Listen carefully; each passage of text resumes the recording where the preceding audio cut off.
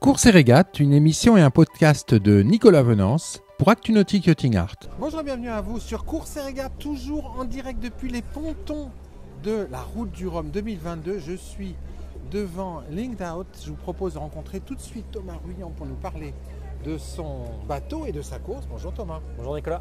Alors Thomas, fin prêt pour le départ? Et pas encore parce que le départ est reporté, donc oui. on va attendre les décisions de la direction de course sur le jour et l'heure du départ pour retravailler la météo et se reprojeter sur un futur départ. Alors parle-nous de ton bateau.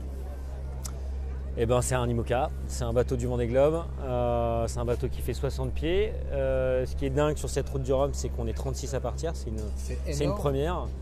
C'est une première d'être aussi nombreux sur une ligne de départ. Ça montre que la course au large se porte bien et tant mieux. Voilà, ça va faire une belle régate sur cette route du Rhum. En fait, ça va faire de la régate quasiment parce qu'on a deux types d'IMOCA, on va dire les foilers et les autres. Donc on va avoir deux courses dans la course si on s'intéresse qu'aux IMOCA. Ouais, après c'est sûr que c'est ce qui fait la particularité de cette classe, c'est qu'il y a une vraie mixité.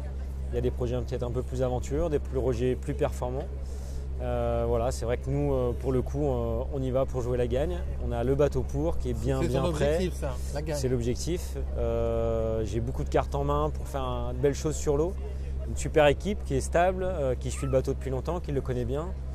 Moi, je commence à avoir un paquet de mille aussi à bord. Ouais. Donc voilà, aujourd'hui, on est très concentré sur ce qui nous attend et puis très motivé pour faire un beau résultat. Sur la décision de la direction de course de reporter le départ?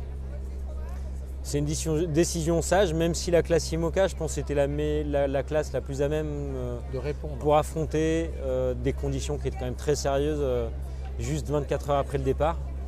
Mais même en IMOCA, on se posait quand même de sérieuses questions sur la façon de négocier tout ça. Oui, c'était soit au sud de la DST, soit plutôt en nord-est. Ouais, mais peu importe ces petits choix finalement stratégiques de départ. Les conditions auraient balayé de toute façon l'ensemble de la flotte. Une route du Rhum, c'est pas que les IMOCA, c'est 138 bateaux, il y a des multicoques, il y a des plus petits bateaux. Et donc je pense que pour que ça reste une belle flette de la voile et une belle régate, je trouve que cette décision est la bonne. Et voilà, on fera un beau départ mardi ou mercredi. En tout cas, on te souhaite plein de bonnes choses pour cette route du Rhum. Merci.